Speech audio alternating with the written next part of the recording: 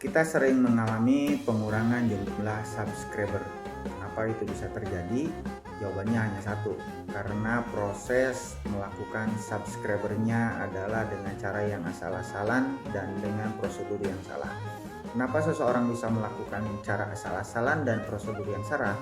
Karena mereka tidak memahami bahwa dengan cara dan prosedur yang salah itu justru akan merugikan dirinya sendiri, dan tidak paham bahwa dengan melakukan cara yang salah seperti itu, channel mereka justru akan dianggap sebagai penebar spam dan itu akan menghambat proses monetisasi.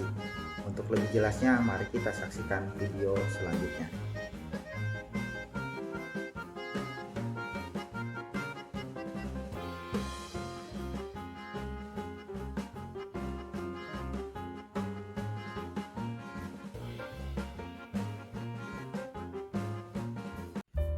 Sebelum saya melanjutkan kenapa ketika kita salah melakukan prosedur subscription itu merugikan di channel kita sendiri, ada baiknya saya menjelaskan proses subscription yang benar agar kita melakukan subscriptionnya dengan baik, sesuai protokol, sesuai prosedur, dan sesuai aturan yang dikeluarkan oleh YouTube. Aturan yang pertama adalah kita menonton di beranda atau channel YouTube. Di beranda saya tidak perlu menjelaskan apa itu beranda, dan ketika menonton di channel YouTube adalah kita masuk ke channel seseorang dan kita memilih atau memilah baik di playlist ataupun di deretan video. Ketika kita menonton bukan dari dua tempat itu, maka itu dianggap salah. Lantas dari mana bisa menonton dari selain dua tempat itu? Adalah menonton dari link. Jadi seseorang membagikan link video, kita klik link video dan menonton video tersebut. Itu dianggap tidak sah ketika kita melakukan subscription, kecuali yang dibagikan adalah halaman channel, bukan link video. Jika kita membagikan link, yang kita bagikan adalah bukan link video tapi link channel. Itu dua hal penting. Yang kedua, subscription dianggap sah ketika kita menonton minimal 3 menit atau 5 menit, bahkan lebih baik adalah ketika kita menuntaskan seluruh video. Jika kita menonton hanya beberapa detik dan tidak diselesaikan dan kita langsung melakukan proses subscription, itu dianggap tidak sah dan proses kita akan ditinjau ulang, dianggap interaksi palsu dan itu dibatalkan. Syarat selanjutnya adalah kita melakukan like dan komentar di video tersebut. Ini memang bukan sebuah kewajiban, tapi ini menjadi penguat kita untuk melakukan proses sub itu. Jadi ketika kita komentar dan like, YouTube menganggap bahwa kita benar-benar membutuhkan channel itu dan menyukai konten yang ada di dalam channel tersebut. Yang selanjutnya adalah syaratnya kita membunyikan lonceng di channel. Jika semua hal tersebut sudah dilakukan, masih ada satu syarat, bahwa kita sekali-sekali berkunjung ke channel itu. Hari ini kita melakukan proses subscription, tapi kita tidak pernah kembali ke channel tersebut, tidak pernah menonton videonya lagi, maka itu dianggap interaksi palsu dan itu akan dihapus. Dan yang terakhir adalah kita melakukan subscription jika rentang waktu seseorang melakukan sub ke kita dan belum 1 kali 24 jam, bahkan 2 kali 24 jam kita melakukan sub kembali, itu sama-sama gugur dua-duanya. Itu yang menjadi permasalahan. Kita bangsa menjadi tidak sabar.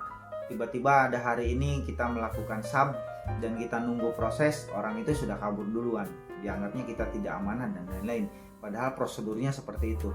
2 kali 12 jam atau 1 kali 44 jam. 2 hari. 2 hari kita harus menunggu agar proses itu awet, bertahan, dan baru kita boleh melakukan sub. Itu syarat-syarat subscription yang benar. Lantas, apa yang menjadi inti dari pembicaraan saya? Ketika kita melakukan proses sub yang tidak baik, seolah-olah yang dirugikan adalah channel yang kita sub. Nah, katakanlah Anda melakukan sub ke saya, nonton hanya 20 detik, Anda sub, berharap saya pun meng-sub Anda. Seolah-olah saya yang dirugikan, masa bodoh mau nempel mau tidak, yang penting saya sudah memberikan tanda jejak dan saya pun meng-sub Anda. Padahal itu salah. Yang dirugikan adalah Anda sendiri, bukan saya. Kerugian saya hanya berkurang 1 atau 2 subscription atau subscriber. Jadi ketika saya mendapatkan 50 karena Anda melakukan subscriber yang tidak benar, maka subscriber saya dikurangi. Dan saya sebenarnya tidak begitu rugi. Dan yang rugi adalah Anda. Kenapa bisa dikatakan begitu? Jika kita terlalu sering melakukan subscription dengan metode yang dianggap spam oleh YouTube, yang menjadi rugi bukan channel yang kita subscribe, tapi channel kita sendiri. Tiap hari kita akumulasi melakukan 1-10 subscription dengan cara yang salah, kita dianggap penebar teror atau penebar spam. Jadi walaupun komentar-komentar kita baik, tidak menimbulkan bahasa-bahasa yang spam, tapi ketika metodenya seperti itu, YouTube akan tetap menganggap channel Anda spam. Dan ketika channel spam, kita tidak tahu penilaian YouTube tentang video kita, tentang channel kita.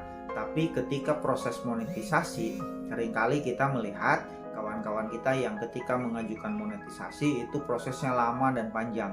Kenapa? Ternyata pada histori perjalanan channel itu menuju 1000 subscriber dan 4000 jam tayang, dia melakukan banyak kesalahan-kesalahan. Salah satu diantaranya adalah sering melakukan spam. Selain konten-konten yang mungkin melanggar copyright atau upload video orang lain, salah satu diantaranya yang paling banyak dilakukan adalah dia sering melakukan spam. Artinya bagi kita pemula, kita jangan terlalu memikirkan diri sendiri. Yang penting kita mendapatkan 1 subscriber dan kita tidak berpikir kembali apakah orang rugi atau tidak. Justru ketika kita membuat kesalahan, yang rugi adalah bukan orang lain tapi diri kita sendiri.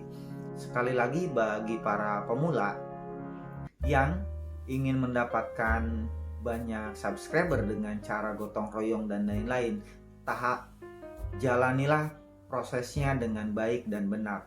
Aturannya dipakai, sabar dan ikhlas untuk melakukan subscription pada orang lain.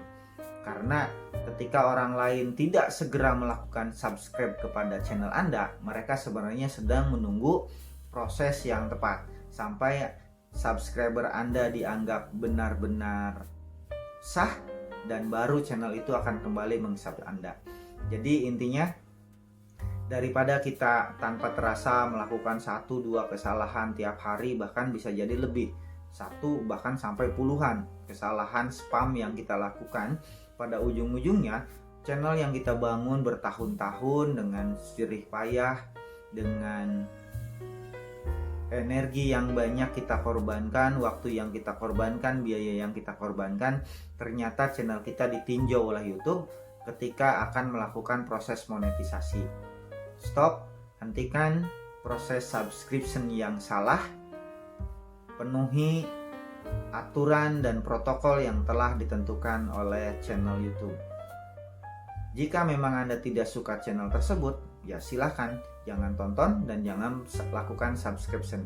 Daripada ketika Anda lakukan itu untuk mendapatkan 1 balasan subscriber, justru itu merugikan diri Anda sendiri. Mungkin itu yang bisa saya sampaikan. Dan satu tambahan, ketika Anda menonton channel orang lain dengan durasi yang terlalu singkat, itu pun masih dianggap spam. Jadi kita sering nonton video orang di bawah 30 menit, di bawah 1 menit, itu masih dianggap spam. Jadi channel kita dianggap sebuah channel yang melakukan interaksi palsu. Jadi jangan anggap YouTube tidak pernah memperhatikan kita. YouTube sangat tahu, YouTube memiliki alat yang canggih, dan YouTube mendata semua interaksi kita. Hentikan subscriber dengan cara yang salah, tambah durasi tonton Anda terhadap sahabat-sahabat Anda. Jika memang Anda tertarik, lebih baik tidak menonton, atau tontonlah ketika memang saat-saat Anda sempat. Bisa setelah Anda bekerja, bisa selain malam hari, atau boleh Anda tonton di lain hari dan lain kesempatan. Itu akan meningkatkan nilai dari channel kita sendiri. Artinya channel kita dianggap bukan channel penebar teror atau channel penebar spam. Mudah-mudahan penjelasan saya bisa dipahami dan bisa menjadi tambahan pencerahan dan pengetahuan bagi kita semua. Doakan bagi kita semua yang masih berjuang untuk mendapatkan 1000 agar segera mendapatkan itu, dan bagi yang sudah mendapatkan 1000, perjalanan dan proses perjuangan selesai. Justru perjuangan itu baru dimulai setelah 1000 dan 4000 jam bayar. Mungkin bagi kita masih iseng-iseng, masih asal-asalan, tapi bagi Anda yang akan lolos monetisasi, di sanalah letak perjuangan channel yang harus diperjuangkan. Durasi saya sudah terlalu panjang, mudah-mudahan ada manfaatnya dan mudah-mudahan barokah untuk kita semua. Sekali lagi, Assalamualaikum warahmatullahi wabarakatuh.